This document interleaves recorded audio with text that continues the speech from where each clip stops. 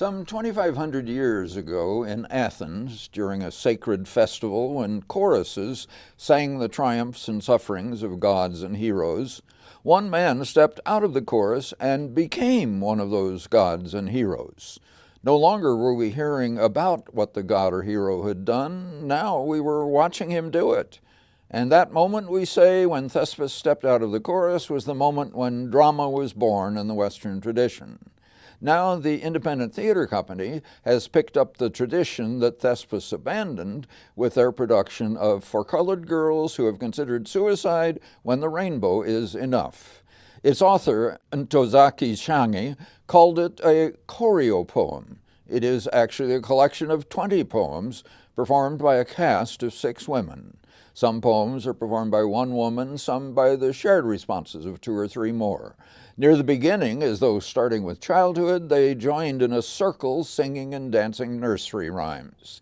Tina Twardowski provided choreography for other moments. Kelly G. Hunter's beautifully draped and richly individual costumes flowed with the movements of the performers. Each costume displayed the color by which Shange identified her women: the lady in yellow, the lady in blue, the lady in brown, the lady in purple, the lady in green, and the lady in red, a rainbow.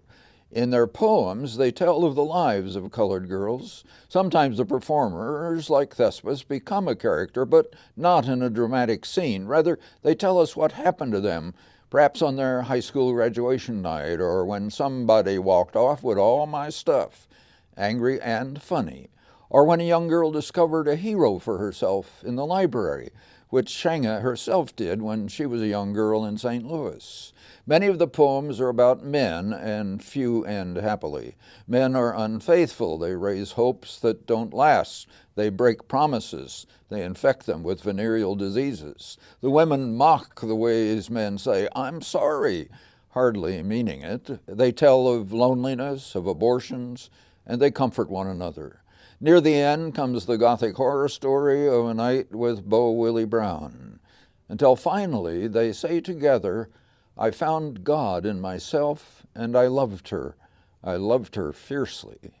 Akeisha Lee was the lady in yellow, Chanel Quilling, the lady in blue, Chrissy Watkins, the lady in brown, Sierra K. Smith, the lady in purple, Talisha Katura, the lady in green, Yashika Stimage, the lady in red. They brought their poems to life, found the melodies and rhythms of the poems as they spoke, stood out individually and blended as a group. Brittany Henry's direction kept the stage alive and found movement and tableaus to match the beauty of the poems. Largely responsible, I think, for producing this independent offering, Henry also, with Mark Mobeck, designed, constructed, and painted the panels of the spare set, and she designed the sound. Karen Pierce designed the lights. For Colored Girls Who Have Considered Suicide When the Rainbow Is Enough is not a play, but it is an important and moving gem of American theater. Yes, it is, and the involvement and the execution in this production were very impressive. Yeah.